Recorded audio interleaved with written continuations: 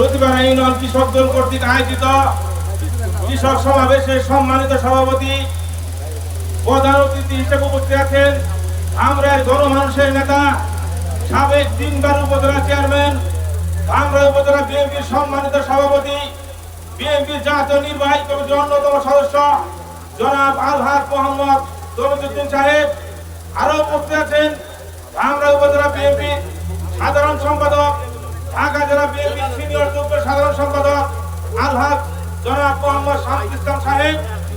আরো উপস্থিত আছেন ঢাকা জেলা কৃষক দলের সদস্য সচিব সভাপতি কেন্দ্রীয় কৃষক দলের নেতৃবৃন্দ ধামরাই উপজেলা বিএনপি অঙ্গ সংগঠনের নেতৃবৃন্দ, সবাইকে জানাই আমার সালাম, আসসালামু আলাইকুম।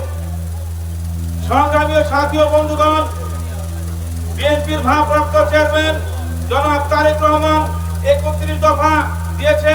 সেই 31 দফার মধ্যে এই কৃষকের কথা বলা হয়েছে। স্বৈরাচারী খুনি হাসিনার সরকার বিগত 17 বছর কৃষকদের ন্যায্য মূল্য থেকে বঞ্চিত করেছিল।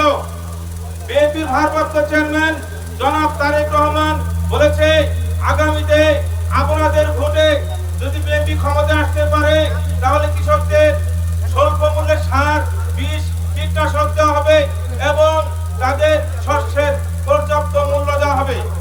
সংগ্রামী সাথী ও বন্ধুগণ, আপনারা জানেন বিএনপি বাংলাদেশের একটি সর্ববৃহৎ রাজনৈতিক দল।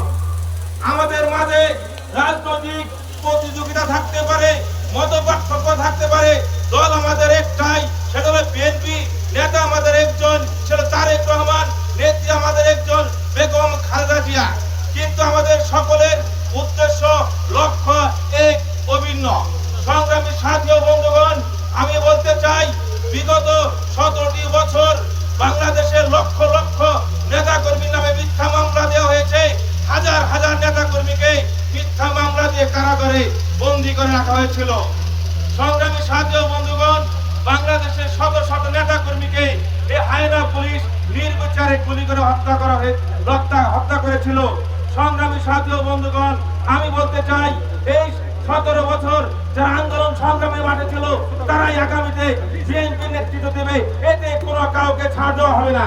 সংগ্রামী সাথী ও বন্ধুগণ, আমি ধামরাই উপজেলার বিএনপির অঙ্গ সংগঠনের সকল নেতৃবৃন্দ বন্ধুকে বলবো, স্বাধীনতা অর্জন এখনো শেষ হয়নি।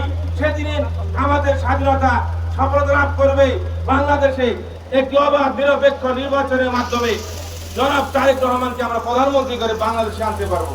সংগ্রামী সাথী ও বন্ধুগণ, সুতিবার বিএনপি প্রমাণ করেছে সুতিবারের মাটি তমিজ ভাইয়ের ঘাঁটি, ধামরাইয়ের মাটি বেগম খালেদা জিয়ার ঘাঁটি, ধামরাইয়ের মাটি তারেক রহমানের ঘাঁটি।